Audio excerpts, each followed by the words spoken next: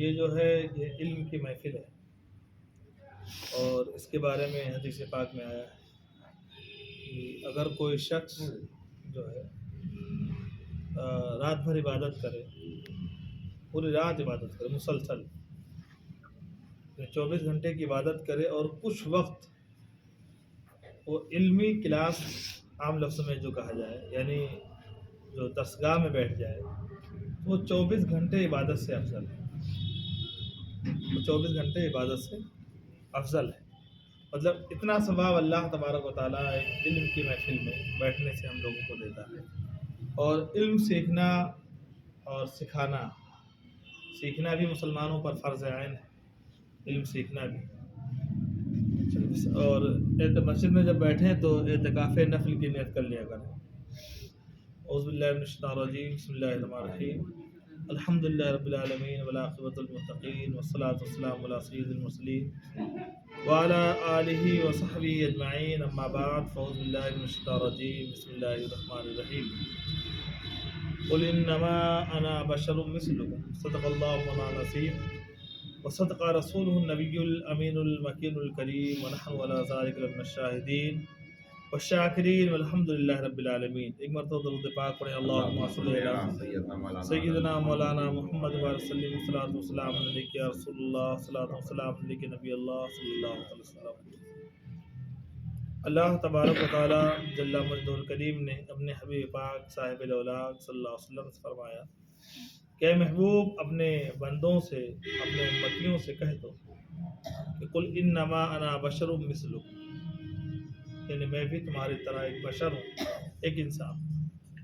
اسی پہ بحث ہے، کیونکہ آج کے وقت میں، آج کے زمانے میں جو ہے زیادہ تر جو مسلمانوں میں جو بحثیں ہوتی ہیں وہ اکثر حضور اکرم صلی اللہ علیہ وسلم کو لے کر ہی ہوتی ہے، اور یہ بہت ہی سمجھیے کہ ایسا مسئلہ ہے کہ مثال کے طور پر یوں کہہ دیا جائے کہ اس مسئلے پر کبھی بحث ہی نہیں ہونا چاہیے۔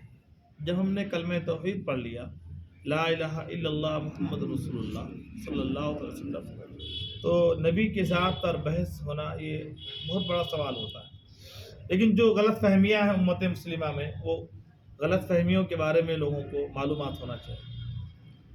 اب گزشتہ امتوں کے حالات کو دیکھیں کہ جب حضرت موسیٰ کلیم اللہ کا واقعہ دیکھ لیں کہ حضرت موسیٰ کلیم اللہ نے جب اپنے امتیوں کو سمجھایا اور کہا میں اللہ کا رسول ہوں، اللہ نے مجھے تم پر رسول بنا کر بھیجا ہے، اور قرآن پاک میں جیسا کہ آیا ہے کہ تلک الرسل فضلنا بعضهم علی بعض منہم من کلم اللہ ورفع بعضهم درجات، یعنی اللہ تعالیٰ نے رسولوں کو ایک دوسرے پر فضیلت بخشی۔ منہم من کلم اللہ، یعنی کچھ لوگوں سے اللہ نے کلام کیا، اور جو کلیم ہیں وہ حضرت موسیٰ علیہ السلام کو کہا گیا۔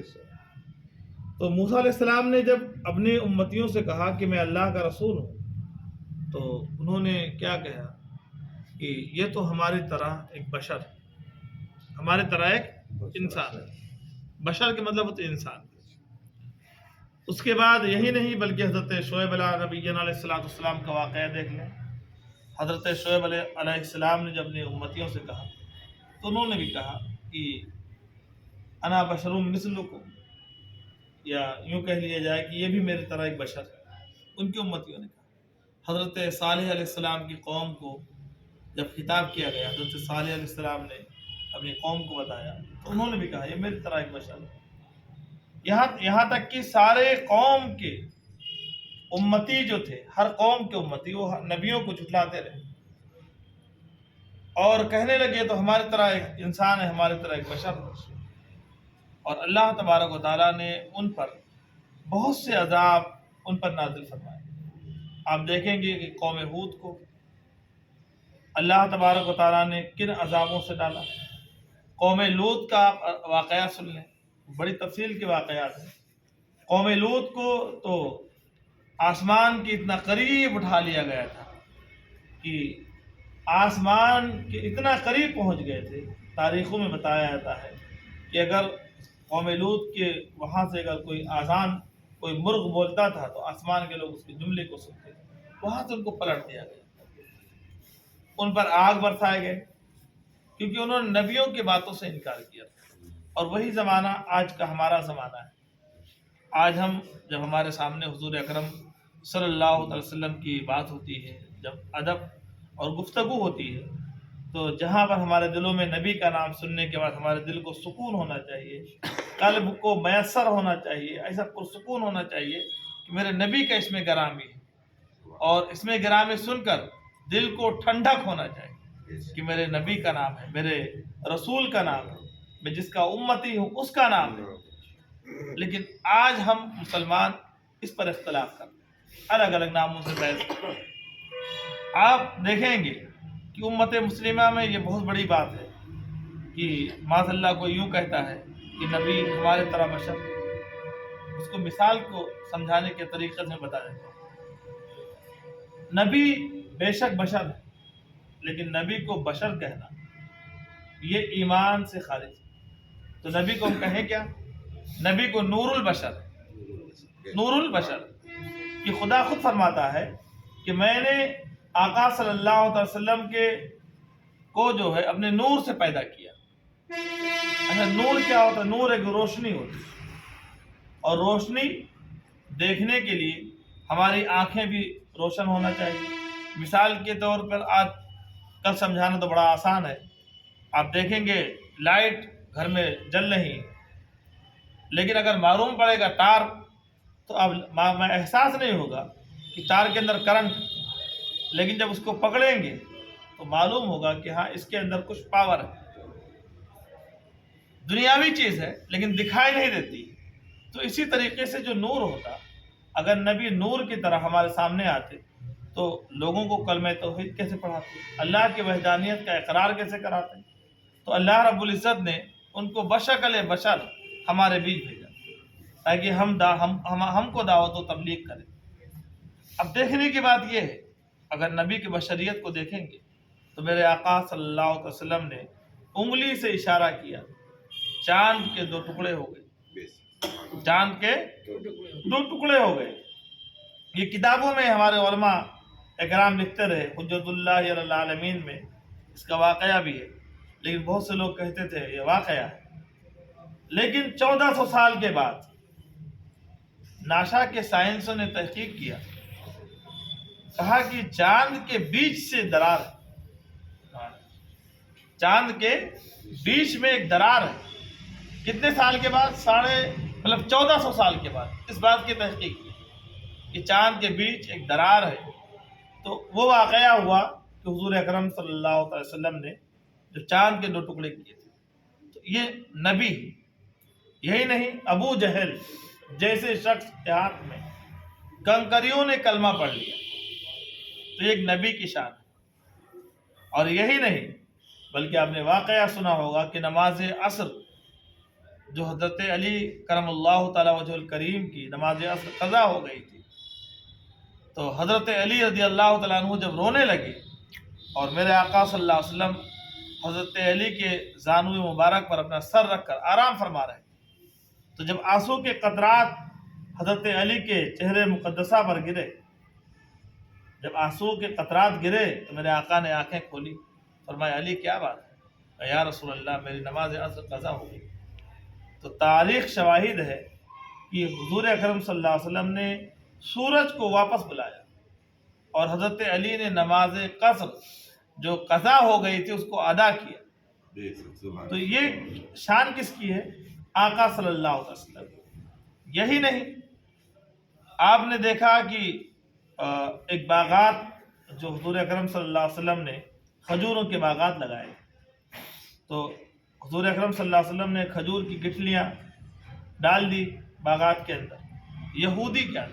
یہودیوں نے دیکھا کہ اچھا نبی نے گٹھلیاں ڈالی، میرے آقا صلی اللہ علیہ وسلم نے گٹھلیوں کو ڈالا، اور رات میں یہودی آ کر ساری گٹھلیوں کو نکال لے تاکہ ہم کل مذاق اڑا سکیں کہ آقا تمہارے نبی نے کھجور کے باغات لگائے تھے، اور وہ باغات نہیں نکلے، وہ کھجوریں نہیں نکلی۔ لیکن اللہ کا جود و کرم تو دیکھیے، انہوں نے گٹھلیاں نکال لی تھیں، اس کے بعد اس کھجور کے باغات آ گئے۔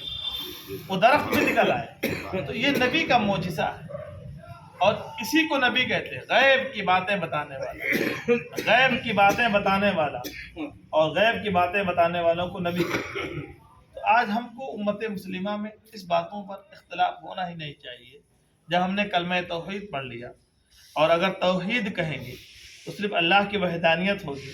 جب اللہ کی وحدانیت کیا ہے کہ لا الہ الا اللہ، اللہ کے سوا کوئی معبود نہیں، لیکن کلمہ توحید کے ساتھ رسول کی رسالت بھی ہے، محمد رسول اللہ صلی اللہ علیہ وسلم، یعنی محمد صلی اللہ علیہ وسلم اللہ کے رسول ہے۔ اور جب ہم نے اس چیز کو مان لیا تو رسول سے محبت کرنا یہ ہر ایمان والوں کی، ہر مسلمان کی شرط اول ہے کہ وہ رسول سے محبت کرے اور رسول کریم صلی اللہ علیہ وسلم کو دل و جان سے مانے، اپنے مال، اپنے اولاد، اپنے ساری دنیا کی جو ساری اشیاء جو سب سے قیمتی ہوں اس سے زیادہ بھی رسول سے محبت کرے، اور تمام اشیاءوں کو ایک طرف اور رسول کی محبت کو ایک طرف رکھے۔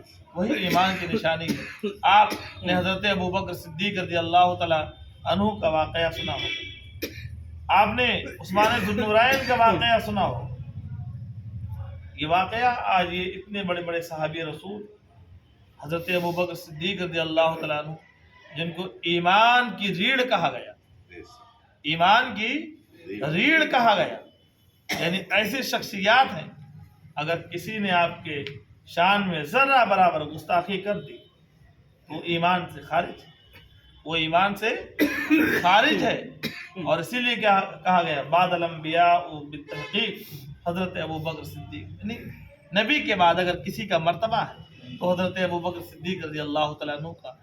تو آپ دیکھیے کہ آقا کے زمانے کو آپ نے پایا اور رسول کریم صلی اللہ علیہ وسلم سے محبت کی، اور انہوں نے ہم لوگوں کو سلیقہ سکھایا کہ کس طرح ہم رسول کریم صلی اللہ علیہ وسلم سے محبت کریں۔ مولا تبارک و تعالیٰ سے دعا ہے ہم تمام مسلمان کو اہدنا الصراط المستقیم پر چلنے کی توفیق و رفیق عطا فرمائے۔ وما علینا البلاغ۔ السلام علیکم ورحمۃ اللہ وبرکاتہ۔